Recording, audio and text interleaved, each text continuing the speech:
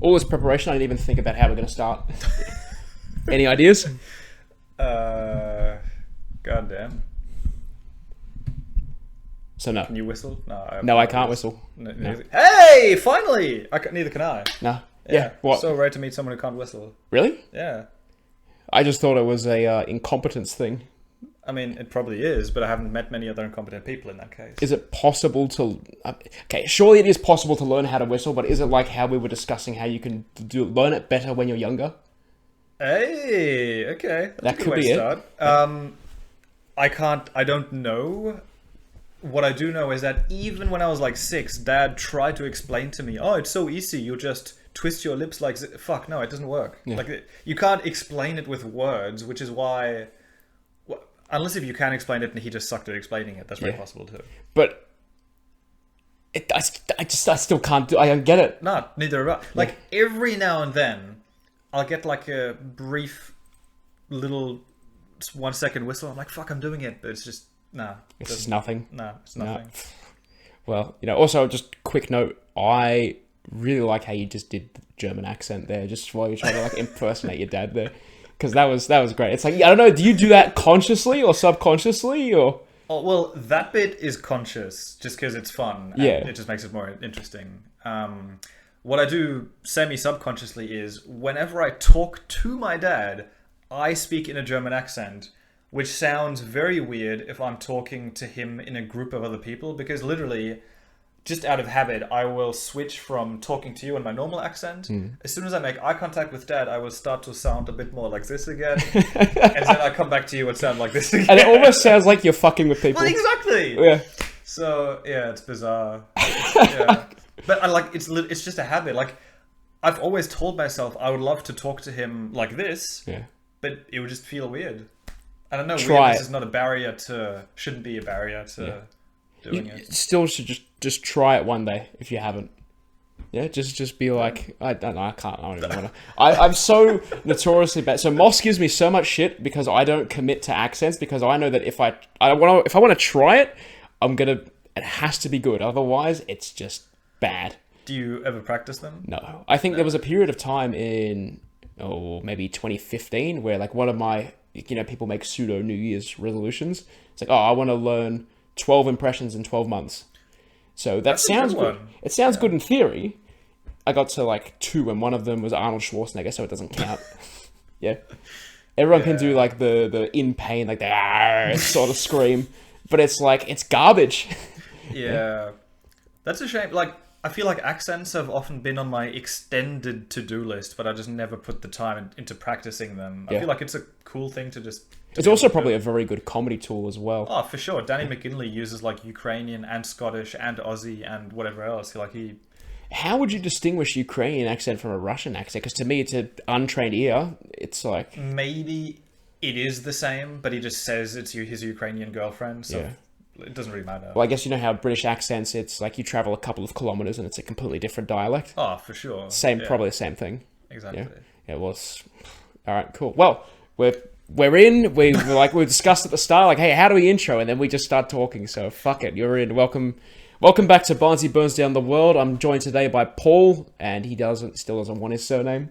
Trying to hide from soon-to-be internet fame. Yeah. We'll see. We'll see. Howdy, and thank you for having me again. That's all right. Good. We've got a great, I guess, set list planned. I use stand-up comedy terms now to just, I guess, categorize everything we do. I realized that as soon as I brought my friend to one of my shows, and he never heard the term punter, which now I realize is kind of like muggle, because it's basically our word for a non-comedian watching us. That is a very good point. Whereas they would never describe themselves as a punter. They're just seeing a comedy show. Yeah, and before, when we started, I never even used the word punter, because we're not even in hospitality. we're kind of just there. Like, we were the punters. Exactly. So, yeah. So, this is going to be foreshadowing for a future episode.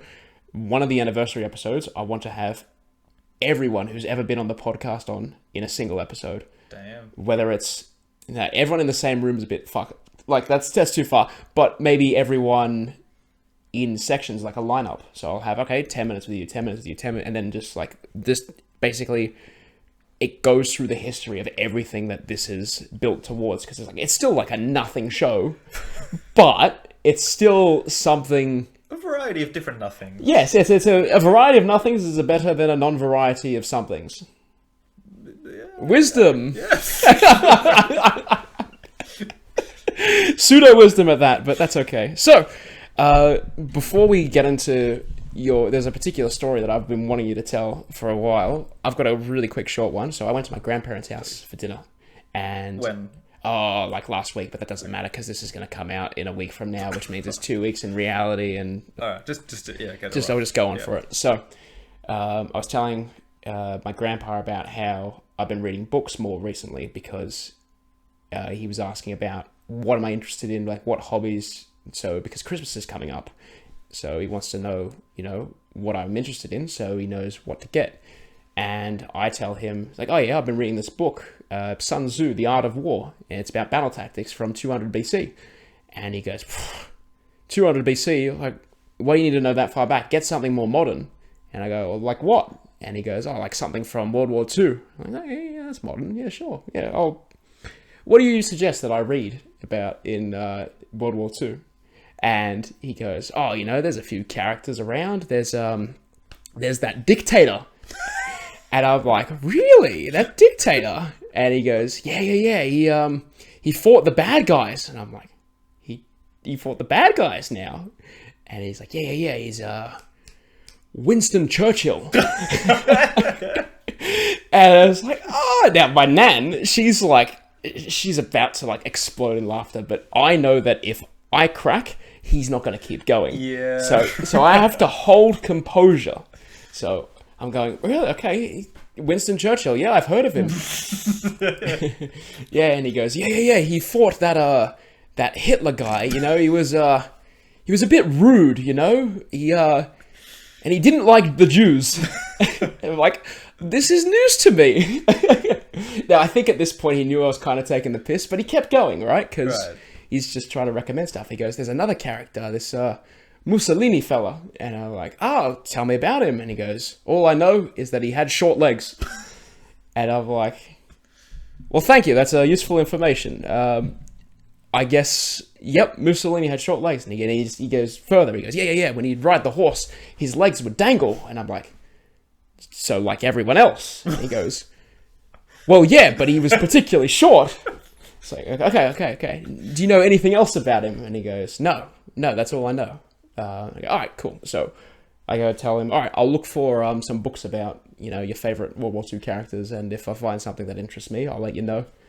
But, oh, dude, he comes out with some of the funniest, unexpected shit. Something that, like, we couldn't even write some of the stuff that he just says naturally. Yeah. See, when you said books from that time, I thought that he was going to recommend Mein Kampf. Yeah, see, and I thought when he said dictator, he was going to say Hitler.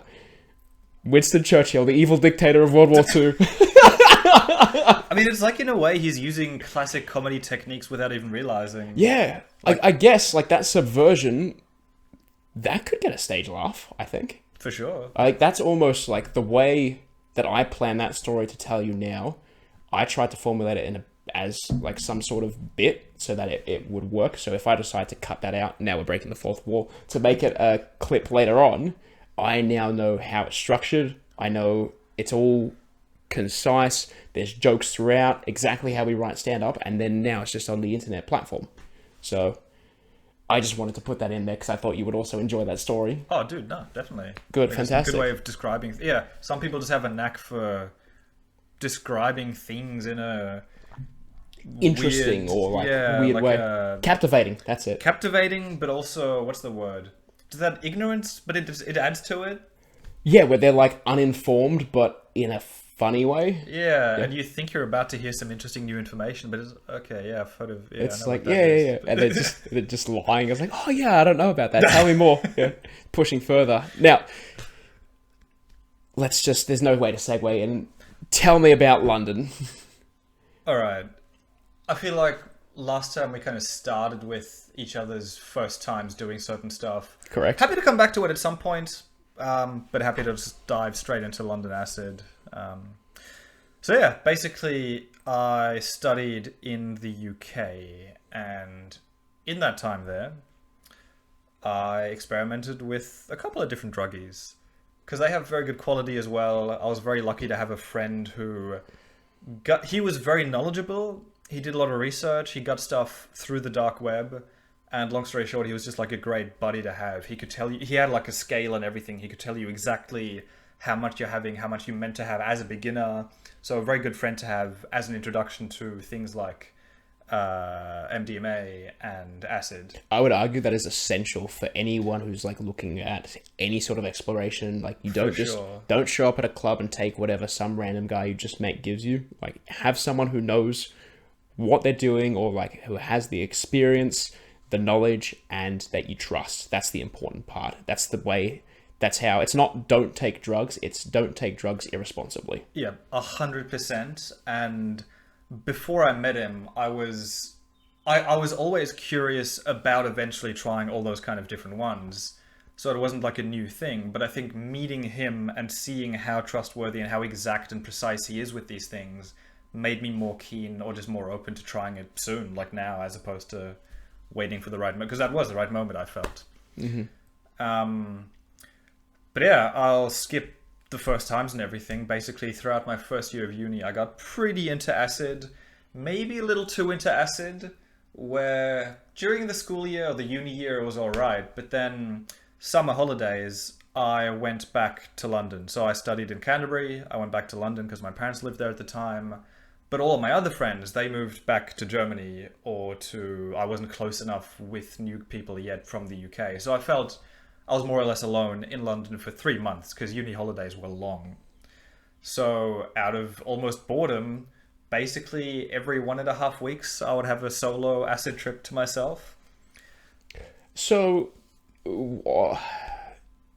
I was always against any sort of mind-altering substance solo. Like, it was purely social when I started smoking weed. But how did that, I guess, begin? Because it's like, doing acid on your own is completely different to doing acid with your buddies. Yeah, for sure. So like, what made you decide to go, yeah, I'll give it a shot on my own? I think, and I'm really looking back further than I can exactly remember here, but I think even in the times when I've had trips with friends, there are always moments when you're alone. Either you go to the bathroom, which feels like its own adventure. I've heard that. Yeah. Like in many different accounts, like, oh, the tiles are staring at me. Yeah. Exactly. So moments, but then even just things like at the end of the day, going back home to yourself. And by then you're like mostly sober, but there's still something going on. Mm-hmm. And I think it was just that difference of feeling that when I was alone, and there's adventures that you would never have alone when you're with friends, but I was just curious to see purely on my own, what will my mind get up to? And I think maybe I'm making this too complicated. Like, out of boredom, I just wanted to see. I wouldn't even say boredom. If you want to make it more intellectual, curiosity. Well, both, 100% both. So that's like, I have a curiosity generally for different states of consciousness. Mm-hmm. Some drugs I don't like as much, alcohol, because I feel like it just makes me more tired. Acid is enjoyable, among others. And yeah, I just remember the first time I tried it alone was in winter in London, in like one of the smaller breaks, like the 3-week winter break. So I had experience by the time I got to summer having it on my own. And there were some potentially scary moments, but never something that became like a big issue. So when you say scary, was that in your head, or was that this is potentially a dangerous situation? Interesting one, because the previous one was in my head. Mm-hmm. And the one that I'll get to, the big story, was a bit of both, to be honest.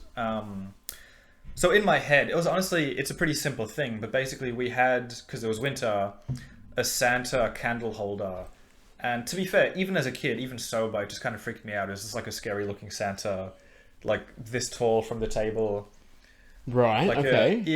And it didn't even become an issue because before I started tripping, I consciously put it into a closet somewhere so that it's out of sight, out of mind. And then it was fine. I had a good trip.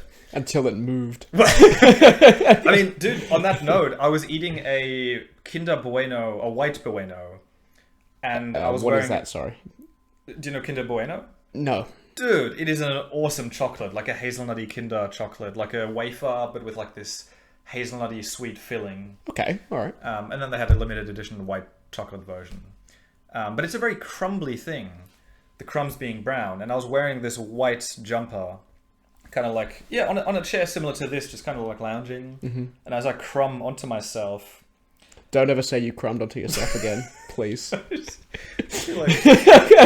As I crumbed onto myself, I noticed that every single crumb, it was almost like a war between ants or spiders or something. Okay. So like there were crumbs and each of them looked like they were kind of moving and like little things going to war.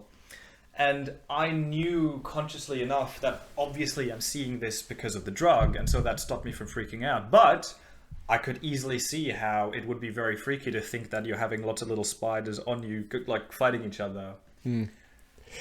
Sorry, I know you're telling a story, but I'm gonna just move it closer because fucking go. Yeah, because I notice it, and I try to give signals to people and the guests without interrupting it. And for once, I decided, no, I'm going to interrupt your story, completely like derailing it. But perfect. Keep the mic. When I do this, put the mic closer. Okay. Yeah, that's it. All right, good. I Okay. for next time. So, spider ant war with crumbs on yourself. Yep. Exactly. Okay. Yes. So, okay. Does that sounds not like a traumatizing experience, but still like no. So. Like, it could become one if you focus on it in the wrong way. But I just kind of kept reminding myself, obviously I'm just seeing this because of the drug. And then I kind of saw the entertainment value of it. Right, and you're just staring at yourself now for like... Yeah, staring at my own stomach. Yeah, for like an hour. So I always love... This is one of my favorite parts about any acid trip, whether it's solo or with friends, is just seeing what you look like to someone with no context. So just imagine you walk into the room and you just see a guy who crumbed all over himself, and he's just staring at it for like 10 minutes, just staring at his stomach with crumbs on it. See, not even like trying to get them away or anything. So the only way to capture that then would be you got to have a group historian with you.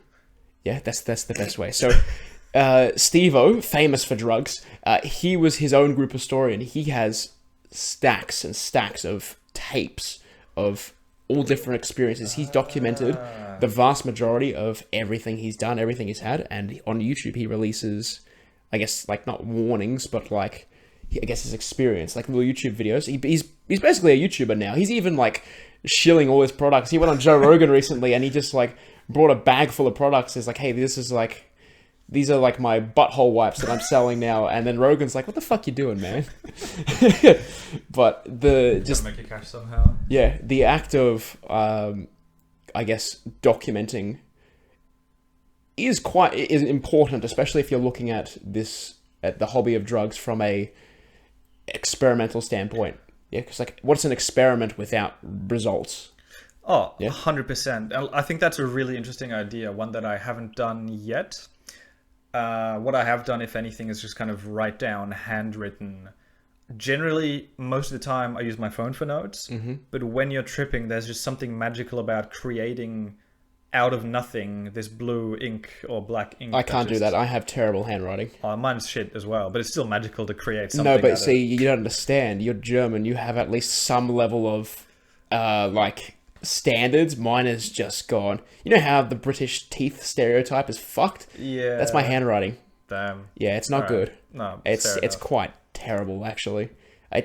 Maybe I'm supposed to be right-handed, actually. I don't really know. But most of my actually all my immediate family are left-handed except for the youngest sister. So because of this, and also like everyone was either brown-haired or ginger. So, and she was blonde. And everyone had green eyes or brown eyes, and she had blue eyes. So when we were really young, my younger sister and I would convince her that she was adopted. Oh, God. Because the evidence pointed everywhere. And then when she's like, no, I'm not. You're like, you're right, that's mean. You're actually from another planet. Here's this hammer that you use to communicate with your real parents. Just give yourself a whack, you'll be fine. And then like she's about to do it the first time. My mum's like, Joshua, what are you doing? It's like, no, it's not just me. It's her too. Oh, God. So yeah, we just fuck with her like that. But I suppose if you did that to someone while they're on acid, like the results could be more catastrophic. And Jesus, fuck yeah. So, is there, based on that reaction, is that just general experience, or do you have a story that goes with that? Kind of, in the sense that it's more my own stupidity, but this was like a semi-solo, semi-with-friends trip, which had the worst of both worlds. Because it's good, we can't just glorify something that has this stigma. You have to be unbiased and be like, okay, look, good and bad, that's the best way to advocate for anything. The best way to convince anyone of anything is to be like, hey, look, this isn't, if it's more about the opinion than it is about trying to convince someone of something, you got to give both the good and the bad. So please, for sure, the floor is yours. So by that point, I must have taken at least 7 or 8 acid trips total, maybe, and I think I was just getting very overconfident because I am lucky enough to be pretty stable-minded, both sober and tripping. I don't get anxious too easily, fairly confident, don't really care what other people are thinking around me. Which has led to good, comfortable trips, but it's also led to really pushing the boundaries, which is what this story is about. Good. That's exactly that's what I want to hear. Because if anything, if this podcast isn't about anything, if it is about anything, I want it to be about pushing boundaries. There you go. And that's just not even just this episode. That's just in general. Yeah.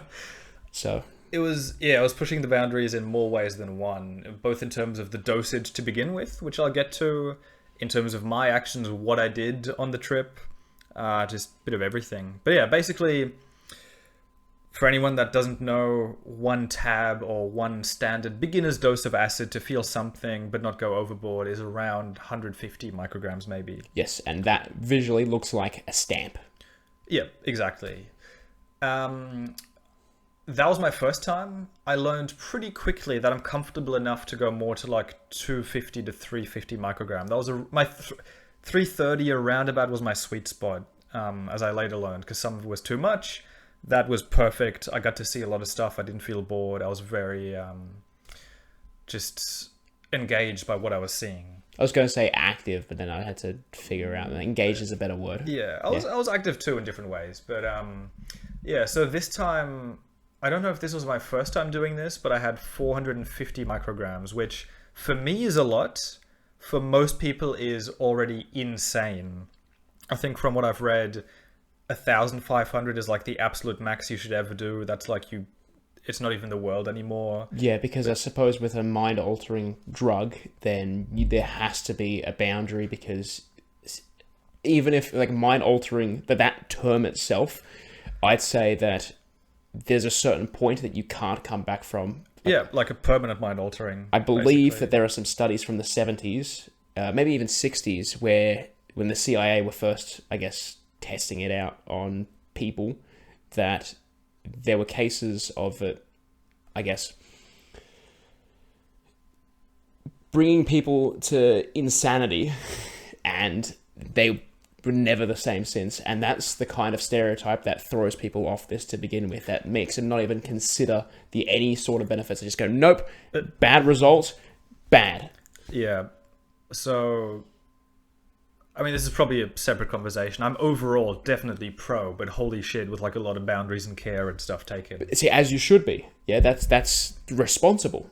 Yeah. Which I was not at this time. That's all right. You learn the responsibility. I'd argue that if you never learned it, then you could be worse off now. That is very true. So yeah, 450, which is already a pretty fucking strong amount. What made it worse is previously I always took it either if I was alone at home. So I'm talking just about my solo ones here. Either if I was alone at home, so I could be comfortable. Or usually I would go out and about, which some people might think is stupid. In some ways maybe is. But if I'm out and about, I'm almost hidden in plain sight. Because if I'm walking past people, nobody looks at you for more than like 10 seconds. They don't give a shit. If someone looks at me for 9 seconds, I'm sure. Yeah. So that was a pretty fucking big window there, bro. Yeah, like, that's my point. Next time you walk down the street, look at someone for 9 seconds directly in the face and see if they freak out. Dude, a friend in Germany literally made eye contact with someone for like 3-4 seconds, and they got into a fight. That is very funny. Yeah, it is. Basically, because the other person approached him aggressively, just like out of freaking out and self-defense, he just started punching before they did. Oh, so he was the aggressor. It was self-defense, but like preemptive self-defense. So is it self-defense? I would say yes. Look, at the very least, I would say it's very fair if someone's aggressively coming onto you to just fucking punch them. Like, yes. Yeah. No, I'd agree there. Still, I'd be curious how that would be argued in court, because then you'd have to go... Because the way that, obviously, court works, they say, hey, here's this book with all the rules, and it's how you interpret the rules. So, that is a very good point, actually. So, what would... Well, let's not pretend to be lawyers. We could pretend to be lawyers for a second, and then try and figure it out, but I'd say that the LSD experiences are a bit more interesting, so let's continue with that. Let's stick to that. Cool. So, usually, free house, or I'd roam around and about. Point is, even if you think it's stupid, I felt comfortable in that environment. I would kind of... Yeah. This time, I was in London for a weekend, so in some ways I felt a bit time limited. I wanted to get certain things done within that weekend.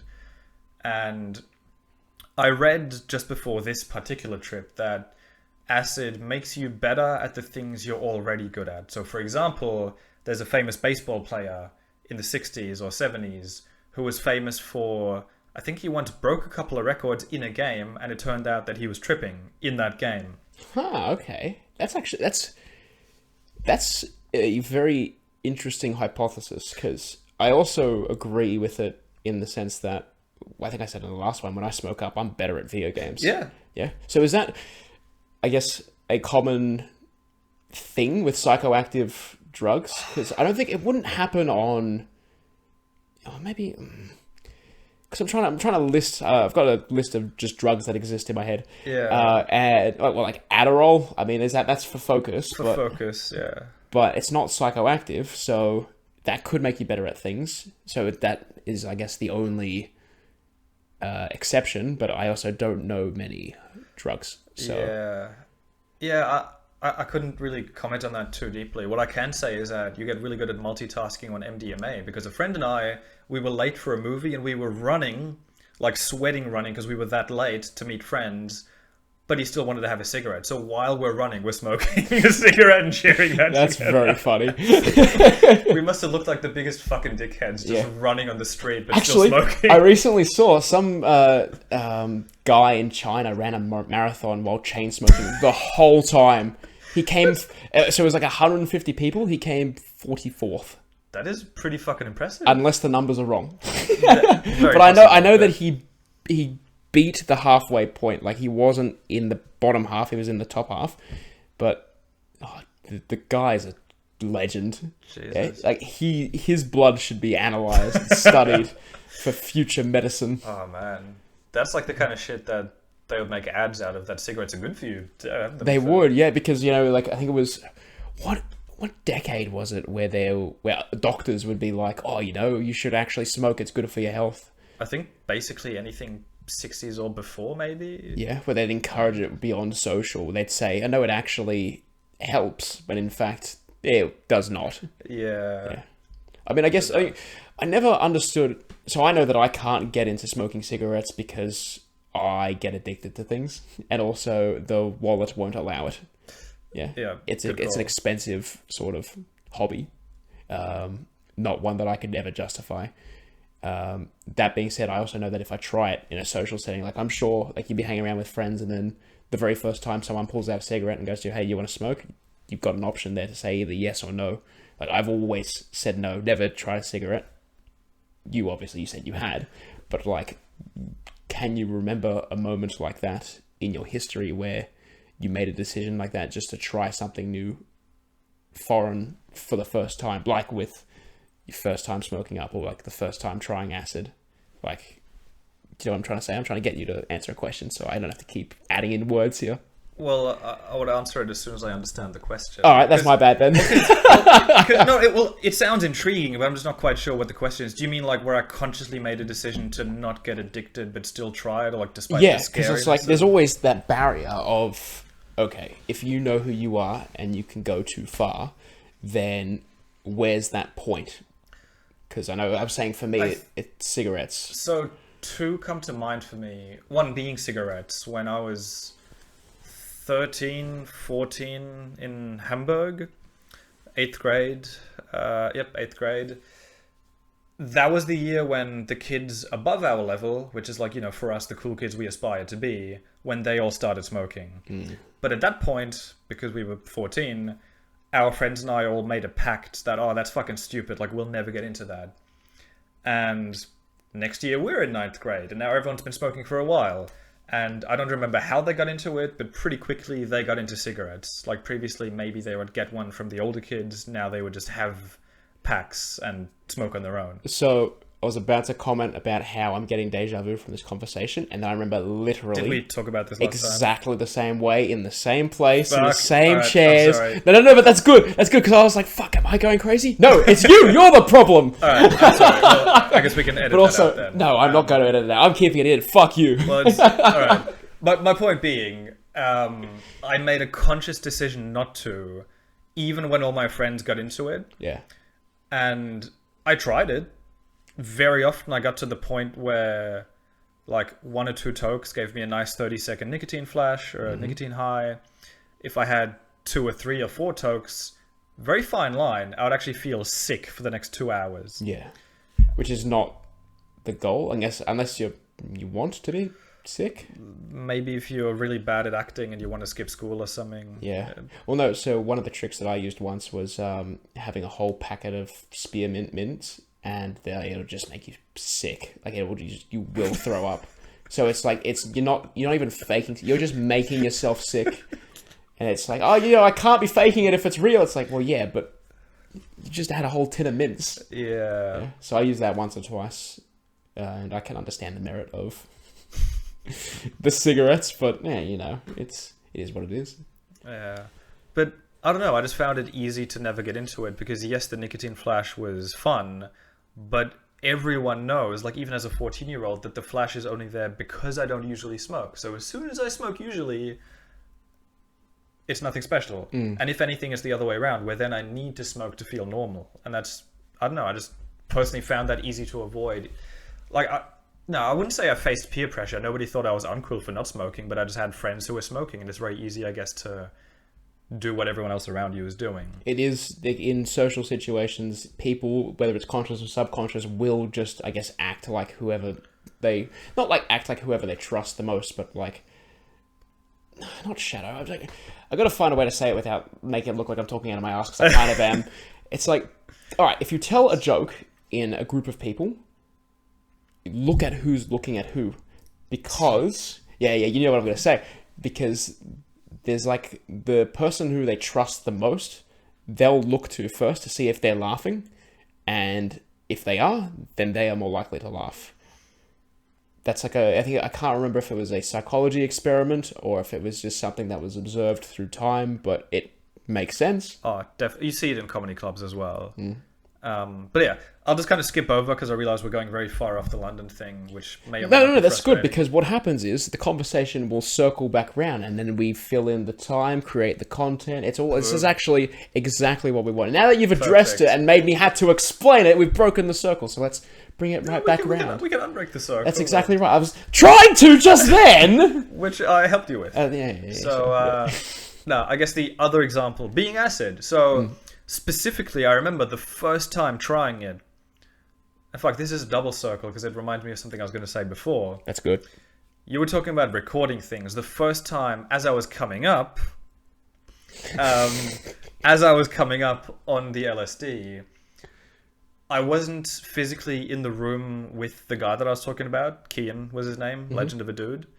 But I would send him WhatsApp voice messages. Yeah. And it almost felt like I'm like a scuba diver who's communicating to the above world or something. It was it was really cool. So even though it was a communication, I guess you could theoretically play those back, and that's a bit of a record. Like, it's not a continuous recording, but yeah, just they're in pieces. Yeah. Yeah. Do you reckon you could find? Like, obviously, we don't have to do it on the show, but like, can you reckon you could get those recordings? Because I'm curious what. I would love to. I'll have a look literally as soon as we stop. Yeah. Good. All right. Because that's got my curiosity. Because it's documentation. Yeah, it's like, evidence. I vaguely remember what I was saying. Basically, like, there's all these noises that you drown out because they're static. So like the hum of your computer right now, for example. Yeah, until you mention it, and now I can't stop hearing Exactly. Yeah. And I felt like suddenly I just heard every noise. Like I was very sensitive. There's tastes that you block out. Like I could suddenly just taste what my neutral tongue mouth tastes like. it. I've experienced that before with edibles. Yeah, Yeah, there you go. That's And quite common. what I only realized years later is that I think that acid made me really mindful in an enjoyable way. Like I just felt at peace to just sit and listen to things. I didn't think of it as mindfulness at the time, but I'm pretty sure now that's what that was. That just sitting, like I didn't sit and think about things. I sat and felt the feeling of sitting in a comfortable chair. Yeah. That whole thing. So there was, when I was first trying to do, learn about edibles, I knew what the extended time frame was, about 8 hours. So I was literally in this chair, and it was in front of the TV, pop on a game, and then just like play it and wait it out. And then before I knew it, just the feeling of the chair, like I became a part of the chair for like 8 hours. Oh man. Yeah. So it's like, people hear stuff like that and they're just spooked. Like they're too afraid to, I guess, not be in touch with reality. They have to be in control all the time. I'd argue that psychedelics are a form of medicine, and that could help treat that sort of, like, not condition, but like, I guess, state of mind. Would you agree? 100%. For sure. Like it just kind of takes you out of your automatic way of thinking, which is this automatic kind of almost a problem solving approach, but then there's not always a problem to be solved. Right. That's an interesting way to look at it that I've never thought of. Yeah, so that I found really helpful. Not to plug shit, but Not plug it. what's it called? Waking Up by Sam Harris. It's an app. Yep. It costs money, but you can pretend you're poor and get a scholarship to get it for free. Mm-hmm. And they have real fucking wisdom. Like one of the ways of becoming mindful, or even just thinking about it, is to just kind of repeat. Oh, I forgot the exact words, but like, what is my mind doing if there's no problem to solve? I forgot the first half of it, but it's if there's no problem to solve. And that just kind of puts you at ease, because it's so natural to think, oh, what should I do next? How do I be productive? To just kind of be like, I don't have to keep solving shit. I want to remember that, because that is very helpful advice as well for anyone who's freaking out on anything, whether it's in a social, like even if it's just anxiety. If someone's having an anxiety attack, I think that statement could help calm them down. Like obviously, have you heard of? There's a strategy where it's like you got to name. It's like something about counting things in a room, and it helps when the anxiety is going up. It brings it back down because they're becoming more grounded and level, because they're saying, all right, there's 5 of these in a room, there's 4 of these here, there's 3 of these there. So they're counting down, but also they're like distracting their mind from whatever anxious feelings, because it's like mental illness is not as straightforward as physical illness. So you could use psychological techniques or tricks like that. For sure. I haven't heard of that particular technique, but I can see how it makes sense. I might be butchering it too, though. So, well, I mean, like, even on a rough level, though, it seems like it makes sense, because it just kind of brings you into the space you're in. Like, that might just be how I delivered it. We've got to practice delivery here, yeah? So it's like, hey, I've got to convince you that I'm right, otherwise I lose. Yeah. We can look into that. Yeah, we can. All right. I think... If as soon as you finish that thing, because I thought that was going to be a point, I was like, all right, we'll take a break, but no. No. So I was just going to say, so 2 questions. So, well, first, not a question, but 2 questions. First one, not a question. Yeah, good job. Good job, dickhead. Final thing on the first time of acid was, yeah, in relation to your asking about that choice of, I guess, addiction or not. I realized, like, I became very conscious of my thoughts on that first trip, and I realized that 1, acid is fucking awesome. Like, I love this. But is it a problem that I love it? Like, will I then seek it out more? And addiction comes in many forms. And the fact that you have to wait at least like a week for your tolerance to build back up to do a next trip again. But then the fact that I was doing it as often as I could, I don't know if it probably is some form of addiction. I would agree in the sense that it is. If you're actively going out of your way to do something, if it's positive, people will say it's dedication or commitment. And if it's not, they'll say it's an addiction. Yeah, I was dedicated to exploring the psychedelic world. I'm dedicated to my workplace because I have to be there 6 days a week. Yeah, that's not exactly the same thing. It depends if it's positive or negative. Yeah. But if if you view it as positive, then you weren't you were dedicated. You were committed. I got a lot out of it, other than the bad one. But even the bad one, I guess I learned the lesson. So I at least always got something out of it. Walk me through some of those lessons then. So it's going to be very hard to say this without sounding pretty arrogant. But go for it. No, well, yeah. But basically, one of the trips before that. So before the trip, for context. Maybe as a kid, I was pretty confident. As soon as I hit teenage years, very unconfident. Got bullied at school. Not like the bullied kid, but, everyone got bullied in some way. Took that very internally. And I'm talking both kind of socially, but also just, I guess, aesthetics. Like, I didn't think I was very attractive. And I think as a teen, I wasn't. As I became 17, 18, and, really grew into things, I feel like I realized a lot later than others that I'm a decent looking dude, but I just never felt like it. I felt very insecure about the way I look. Your perception was different to reality. Yeah, exactly.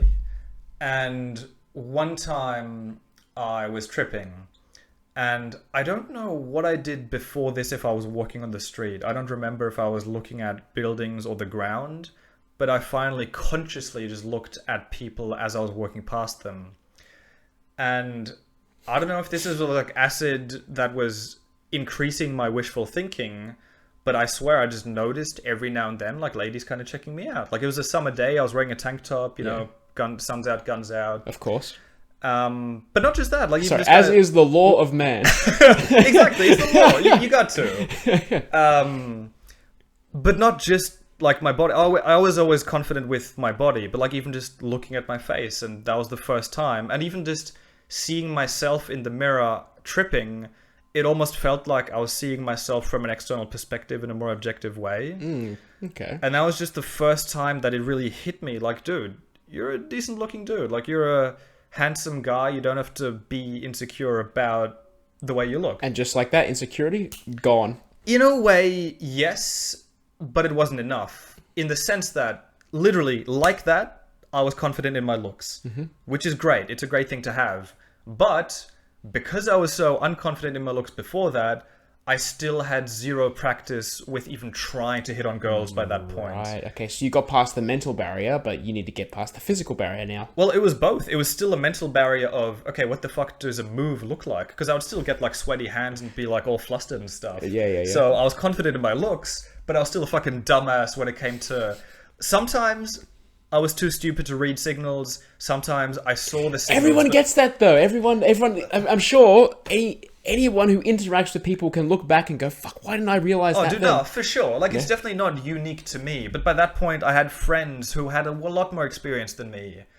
And I think even that, I don't know, regardless of looks, at least during school, they tried. They went to parties and they made moves. I went to parties and, I don't know, I just didn't even try because I just felt insecure about trying to make a move. So I've got a mate who's going to listen to this because I'm going to tell him to, because of this, I guess, anecdote or backstory, history, wisdom, fucking whatever. You know what I mean? Yeah. This background information of, hey, it's not just them. For other sure, people. Dude. It's so common, and holy shit! At the time, I would have loved to know how common it is, because all I could think of was my friends who had all these experiences, and I was like, "Fuck, I'm way behind them. This is going nowhere." Yeah, but the fact that you were even able to recognize that to take steps further as well is, I guess, a sign of human progression, which is what you want when you grow. Yeah. So, I guess one of my points with that is I could have and probably would have eventually realized the same thing without tripping, but it might have taken me a lot longer. Whereas I still had steps to do, but at least that one step, which is important, I got beyond that. That step. That's great. Okay. Now we're going to take a break All right, because... and we're still finishing the London story because I wasn't done. Oh, for fuck's sake. All right, let's go. More London acid. All right. This is a longer one because I feel like we've been interrupted a lot. The point... Interrupted? It's just us here. Well, no, I mean, like... You say we, but it's me then. If there's only you and me and you're like, I've been interrupted... Well, no, it's both of us. To be fair, like, I like to go on tangents, Yeah. but maybe for the sake of this story, we'll...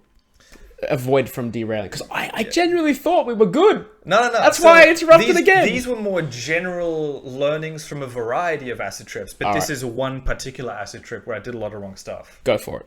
Cool. So, 450 mics. That's what I mentioned before. Like 40 minutes ago. Yeah, exactly. So, fuck. Gotta make sure I'm remembering. Yeah. And this time, I was not alone at home. Mum was at home. And so I took it while she's there, because it doesn't instantly hit you. So while she's there, I start taking it with the intention to then go out of the house. In and of itself, going out of the house, no problem. I did that before. But what I mentioned earlier, getting better at things you're already good at. So what I was good at the time, I ran a fuck ton. I ran, again, out of boredom and out of the fact that I ate a fucking Woolies bag worth of sweets every weekend. 3 times a week, I would run the equivalent of a half marathon. Could you have just not eaten the Woolies bag of sweets? Eventually, I learned that, but it took me too long. Yeah. It took me way too long. Instead, you're just like, fuck it, I'm going to go for a run so Yeah, I can keep eating sweets. Exactly, dude. It was a vicious fucking cycle. I ran 3 times a week, a ridiculous amount, only so I could eat a ridiculous amount of sweets. I probably could have given myself diabetes in one night. That? No tangents. No, go. All right, go. I'll come back to that one because I think there is value there. I literally have a note on my phone of one of my worst binges where I knew how ridiculous it was, but I couldn't stop eating. So I made a note of everything that I ate. And it's just this ridiculous list of like 4 Snickers, 3 Cadbury chocolate bars, 4 whatever of this. Yeah, okay, all right. But yeah, point is, my plan was to go for a run tripping, which in and of itself could be done if it's the later hours of a trip where you're a bit more stabilized. There's a sweet spot where you're a bit stabilized, but you're still seeing funny stuff. That's what you want. I agree, because the story about the guy who, I guess, discovered LSD, I'm going to probably butcher it, but I'll see if I can recall off the top of my head. When he was testing it, no one else would test it, so he tested it on himself. But then he had to ride his bike home. So he's going there, and it kicks in as he's going, and I see heaps of videos. It's like, a point of view, you've just discovered acid, and it's like some guy on a bike, and just like colors and flashes and just like shit everywhere. And it's, I guess, exercising under any sort of enhancement it'll probably definitely make it more interesting. Dude, one of my biggest dreams at the time, which I never quite fulfilled, was to play soccer on acid. That would be so funny to watch. Oh. I don't have any interest in soccer, but if every player took acid before playing, I would pay top dollar for that game. Like, genuinely, that is the only thing that would make me interested. Dude, imagine like rugby. People like crashing into each other and shit. Oh, Lord. That would be fantastic. It would be. Oh, dude. Okay, so go. What? Dude, look, I forgot that tangents are a good thing. Yeah. I just meant the fact that we haven't actually finished that particular story. That's all right. That's good. But yeah, so my thing at the time was running. It's a simple thing, not really much to fuck up. But because of my mum being there, or as I think the Americans say, on account of my mum being there, I left already. And so as I was coming up, again, on 450 mics, I started to run. And because it was still that very weird starting thing where you physically feel a bit almost ill at the start, you're not sure what's quite... something's going on. It's like when your head starts to feel different. Yeah, it's like you just feel heavy, your chest is kind of tight, and it felt weird to run. So every couple of meters, I stopped and walked. And then I ran a bit and stopped and walked. And I couldn't tell whether being out of breath was supposed to be happening because I'm running. That's like, you're supposed to challenge yourself. That is correct. Or whether I'm going too far and I looked like a dumbass who was like sprinting and then stopping and then sprinting and then stopping. If you imagine like a shot from a movie, you're looking across the street and you see someone, they sprint for a couple seconds and then they stop. Yeah. And they sprint for a couple seconds and they stop. And then they sprint for a couple seconds and they stop.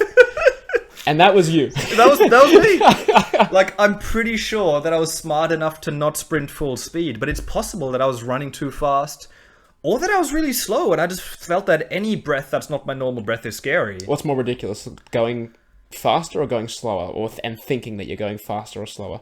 Because I think that running faster than you think you are, that's kind of funny. Suddenly stop. I think is it funnier? Oh fuck, that's a tough one. We'll have to do a video. Yeah, yeah, what it looks like, perspective. It's a fucking good idea. Also side tangent, but I have once ridden my bike on acid and it was glorious. But anyway, enough of that. I'm running, and it takes me a while. I feel like I slowly ease into it, where at some point I finally find a rhythm. But on that long and painful journey to get there, and remember, at this time I was running 23 Ks, plus the walking, like I was... You say remember, like you told me the first time, and you didn't. 23 is a fucking lot. Oh, so well I said half marathon, and I guess I should point out... no, fair enough. My point is, a half marathon is 23 Ks. Mm-hmm. Plus my mum still being home. I think I knew that she was eventually going to go out somewhere, so my plan was to be home when she's gone, which might have taken a while. Mm-hmm. Until I found my running rhythm, I think I realized that there might have been some planned running event that day in London. I didn't hear about it. I didn't really care about running events, but there were like paramedic ambulances everywhere. I think just in case people, I don't know, have just injured or need assistance. Yeah, need assistance, exactly. And yeah, there was a lot more people running than usual, so I kind of put two and two together. There must have been some kind of event. But then, as I finally reached, what are the two famous parks? Regent's Park, that was the one that I went to. First, it was glorious. Like, finally, I felt comfortable to consistently run, consistently be slightly out of breath, but it felt motivating more than it felt discomforting. Constantly, I thought that there was a figure just behind me trying to catch up, but it wasn't in a scary way. What I told myself at the time, you know when you're trying to race yourself in a kart video game and you see the shadow of your best time? Yes. I thought that this was the acid basically teaching me that I'm very competitive and I don't want this guy to overtake me. That was your interpretation. That was my interpretation. That is quite interesting, actually. Yeah. And that was fascinating. And on top of that, so I was listening to music on my earphones. Like to the beat of the music, the grass on the path around me was like waving and turning different colors. So this was the good part that I was looking forward to, that I was imagining the whole time. So did that for a long time, finally on the way back home. And then as I'm approaching my street, I start to just kind of slow down. And as I'm still kind of running at a slow speed, this old guy, couple of meters away from me, he falls off one of those, they're called hover bikes. They don't hover, but you know, those like... Oh, like hover bikes or hover boards? The Segway? It's like the Segway without holding anything. It's like... Oh, it's like, yeah, the hoverboard thing. Yeah, the exactly. wheel and the platform. And, yeah. And the one when they... You've seen the videos with the children on there, and then when the battery dies, they just go... Yeah, those are good. Nice. Yeah, it was one of those. Okay. And he fell off. I had, I think so, nothing to do with it. He was 5 meters away from me. But I couldn't help but feel like, fuck, did I somehow inadvertently cause that? With your mind. Well, it's just maybe like my physical presence, I was scaring him or something. I was like, are you alright? And he said he's fine. He said he was fine, no dramas. But the thing about humans in general is we're very good at making connections where there's no connections. It's why you see Jesus on a toast, those kind of things. Yes. It has an evolutionary reason. It's better to oversee danger than to undersee it. But now that there's no danger, we just see connections. When you take acid, you see connections of like dimensions that you wouldn't even consider putting together otherwise. Is that because people think that that's what they're supposed to see, and then that's like, I guess, a predetermined thought? Or is that, do you think, actually what you're seeing? I didn't consciously put it together. Like, I was convinced of the story that I'm about to tell. It's like my mind subconsciously did it, and then I just thought that was the reality. Okay. So basically, after the old guy, I was continuing to run, and either a person or a couple, I don't remember, they moved out of my way because I was running. Like, it's that simple. But They looked vaguely sad or something. And then my mind just put these 3 or 4 different things together. So I had this impression that they were avoiding me, not just because I'm running and they want to get out of the way, that they were avoiding me because I did something bad, that like they were avoiding me specifically. Mm-hmm. Then I thought of the old guy and just thought maybe I was running in a really reckless way. And then I remember the paramedic. I just picture you just like fucking running around like this. So like you're on acid, but it's like you're riding, but you're running and your arms are swinging fucking everywhere.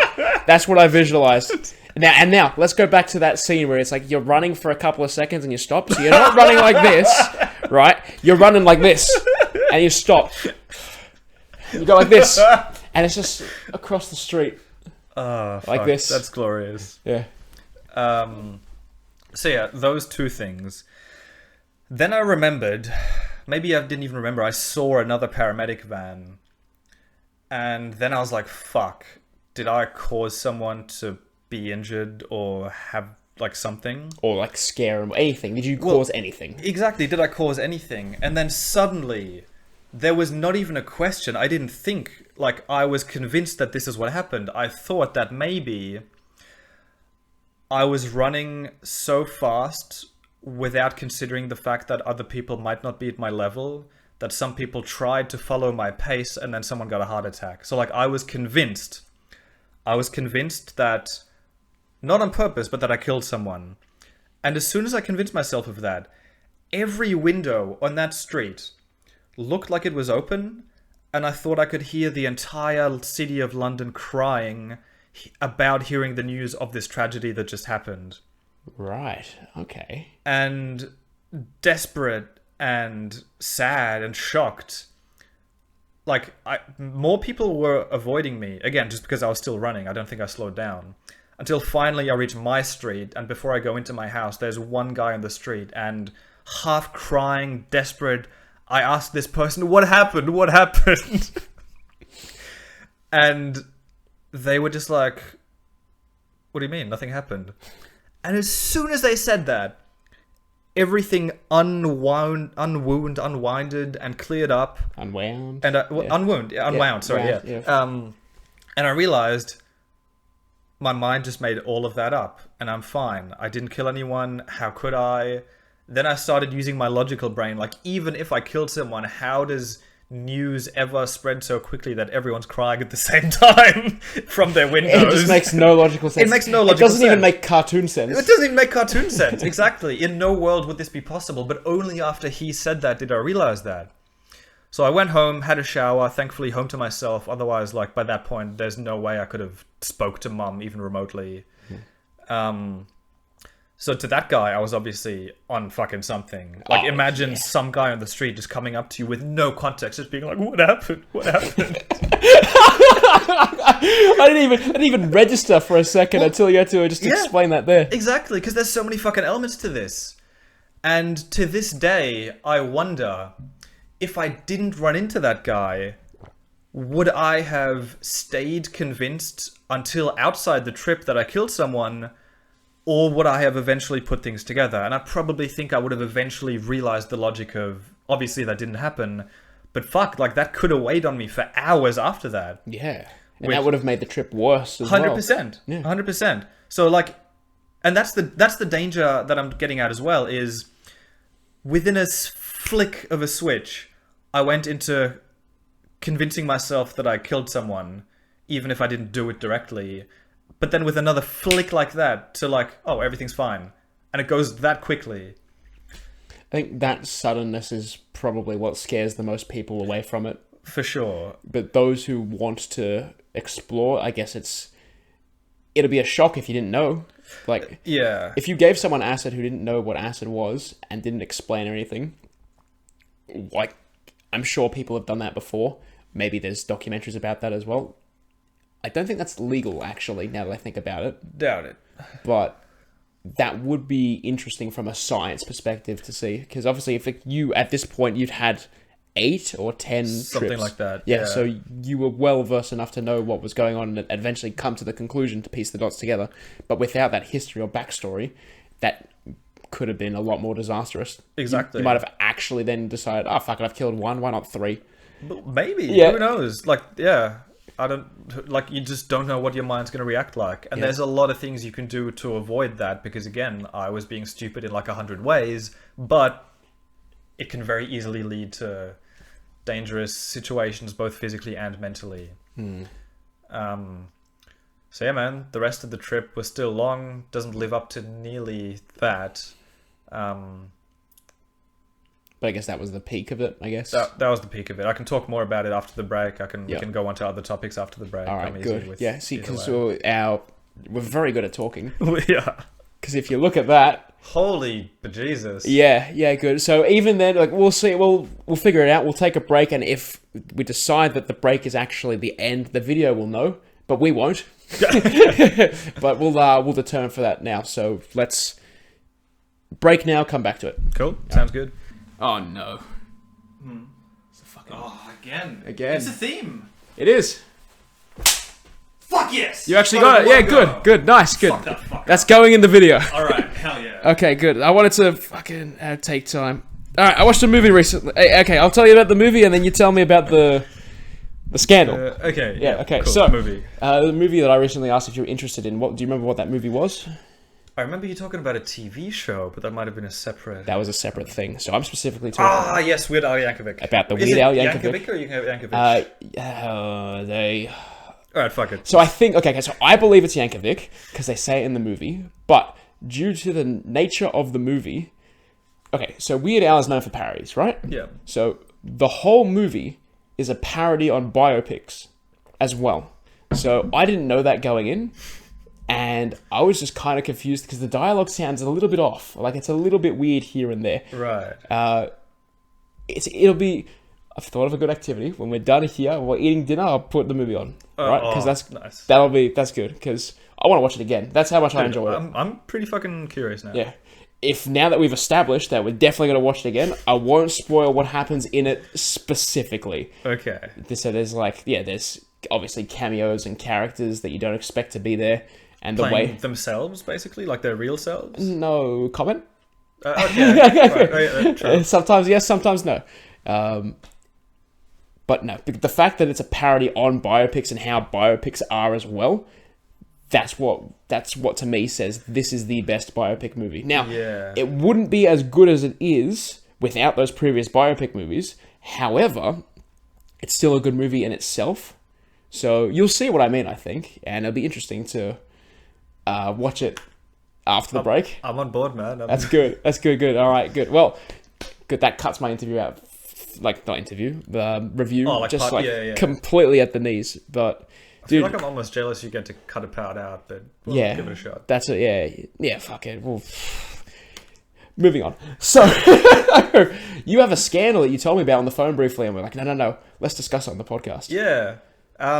So I don't have a lot of the details, but I did at least have a bit of a Google on the way here. Basically, a Canadian band has lately gotten into a lot of fire from Australians because they played the didgeridoo.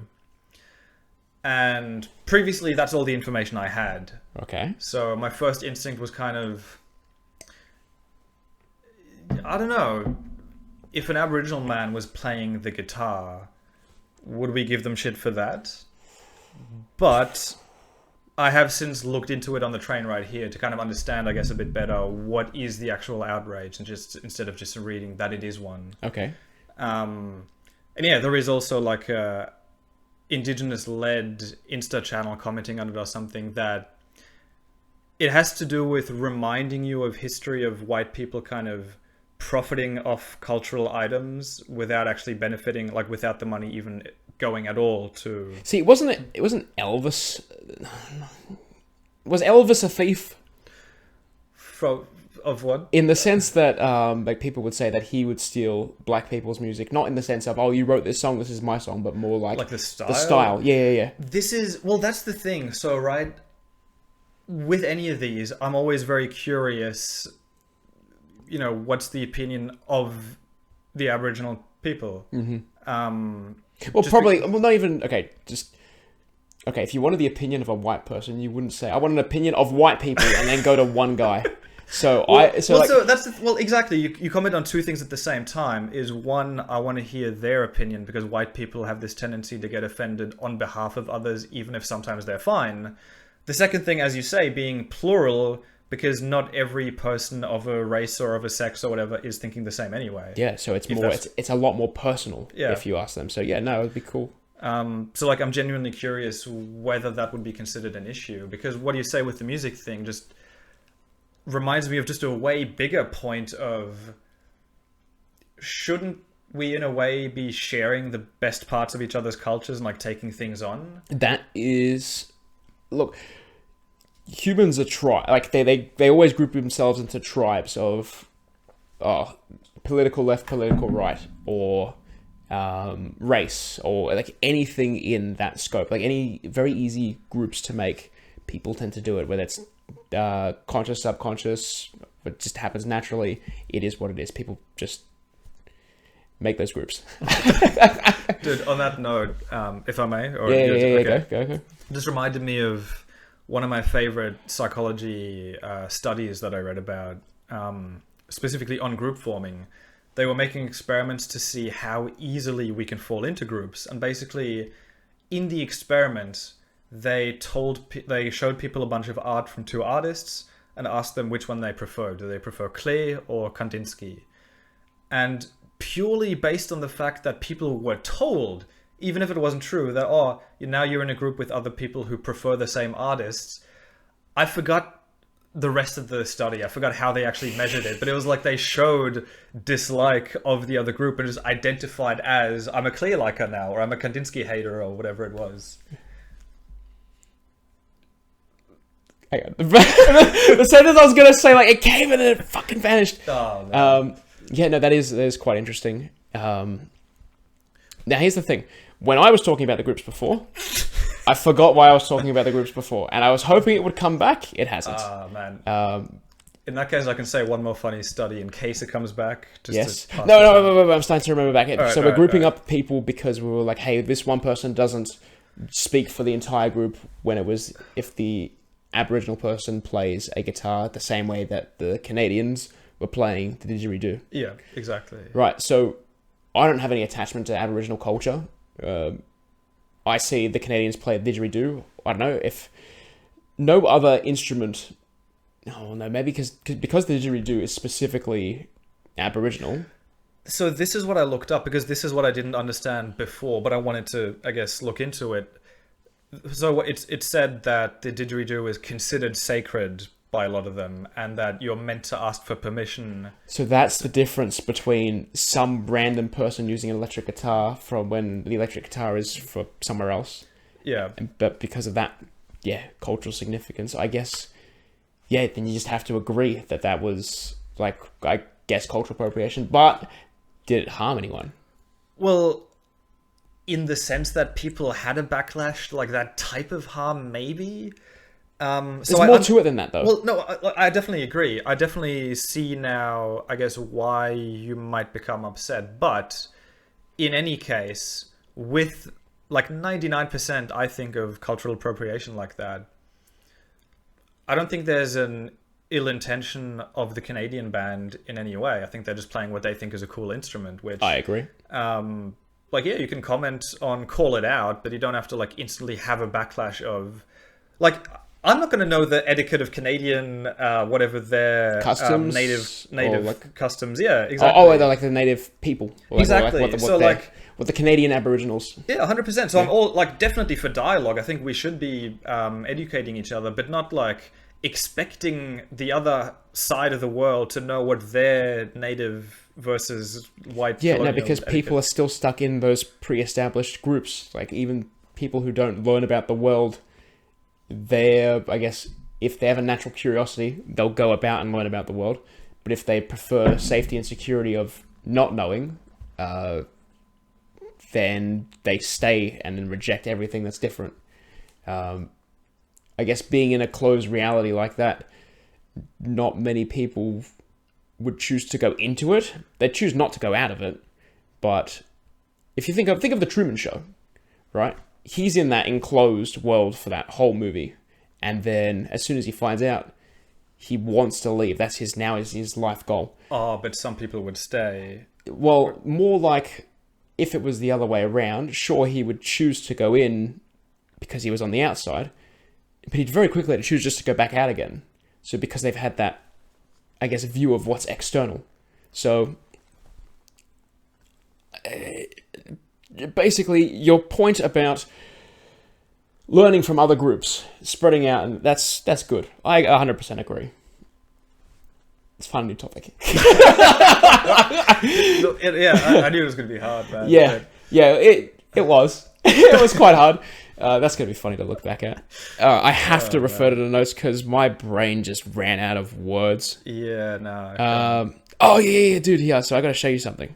And this is the whole reason why we're using this now, is because when I get to show something, now when I say I'll put on screen, it's here, and this is like a real life thing. So that's how it's going to be from now on. So when I bring this up, I just got to find it. Is that the drug raid? Yes. Yeah, okay, so as you know, we have a very big Peruvian audience. Very big, even though the numbers don't show it, I know it's there. So I want to cover something topical for the Peruvians. So I have here this news video. It is in English. I don't know if they don't speak English. I think Portuguese, is that? I don't know about Peru, actually. Brazil's Portuguese. Argentina, Spanish. No, but I was thinking of their neighbors as well, so... Yeah. All right. It's probably either Portuguese or Spanish. So here, I'm going to give the rundown, and I guess if I hold it... I figure out where to hold it where the audio is not going to be shit for the mics. I'm going to go out on a limb and guess that it's Spanish, just because I have a mate who has a very Spanish-sounding name, but he's from Peru. But okay, anyway, good. Spanish-sounding. Okay, so basically, for Halloween, the Peruvian police like to dress up, and they do house raids for police house raid thing reasons. And here is a video of someone, I guess, just talking about this particular one. I'm pretty sure it's good. I didn't look back and watch the video before I played this, but we're gonna gamble here, so let's see how this goes. All right. Police in Peru are busting drug dealers dressed up as the Avengers. Look, I know this happened on the other side of the world, but I haven't stopped watching this footage all morning. So this week in the Peruvian capital of Lima, 4 police officers dressed up as Spider-Man, Captain America, Thor, and Black Widow in an operation called Marvel, which is a surefire way to get a cease and assist, but whatever. They raided a house and seized just over 3,200 packages of cocaine paste, as well as bags of cocaine. It was successful. Speaking to the local media, the police said that when they first entered the house, the occupants originally thought that it was all part of a Halloween prank, but soon realised it wasn't once Spider-Man started pinning one of them to the ground. Now, this isn't the first time the police in Peru have dressed up for a drug raid. Back in 2020, they dressed up as Santa and his elves. Anyway, these disguises are still way better than anything that undercover cops in Australia have used. So imagine this, right? You're in a room with your buddies. You're doing some illegal activities. You're doing coke. And then fucking Santa and his elves just like rush in. Like, that's funny. That's so funny. Oh, it is. I can't even imagine. Like, it just, I don't know, the way he said how Spider-Man then like kneeled him to the ground or whatever. Yeah, like that's pinned just him so down. surreal. Yeah, it's like, guys, look, I'm getting pinned by Spider-Man. Oh, Yeah. fuck, man. Yeah, it's brutal. Yeah, and then like the rest of them fucking run into. See, when you told me about that clip, I thought that because it was Halloween, they raided a house who happened to were the ones dressed up as... No. I specifically didn't clarify on the off chance that you wouldn't get... Well, see, because I noticed even the way that the reporter said it, it still sounded like he could have meant that other one. Yeah. Well, but no, it was the police dressed as them.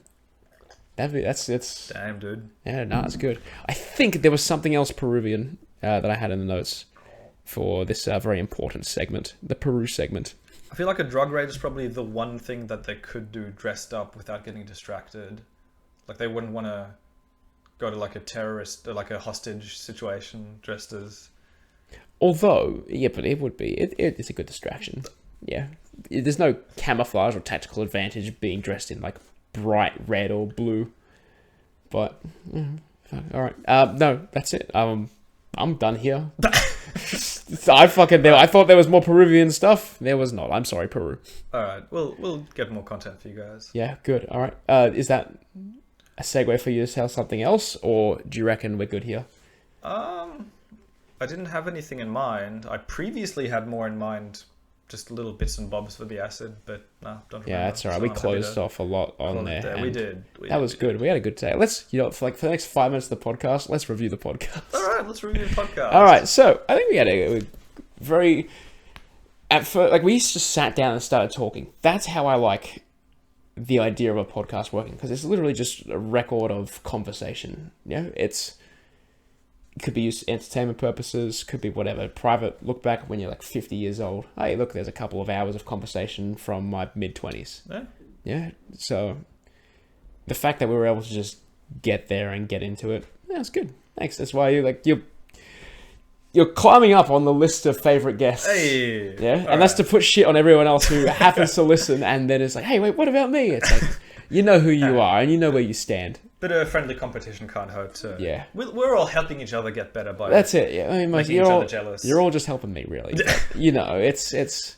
I do appreciate that, though, so thanks. Of course, thank you. And if anything, it just gave me a good rush of energy to start off on the foot of finally meeting a fellow non-whistler abler. Yeah, see, that was a very important part that I've only just remembered. So, fuck, yeah, all right. Well, cool. That's it then. The podcast is done. Go home. You got better things to do.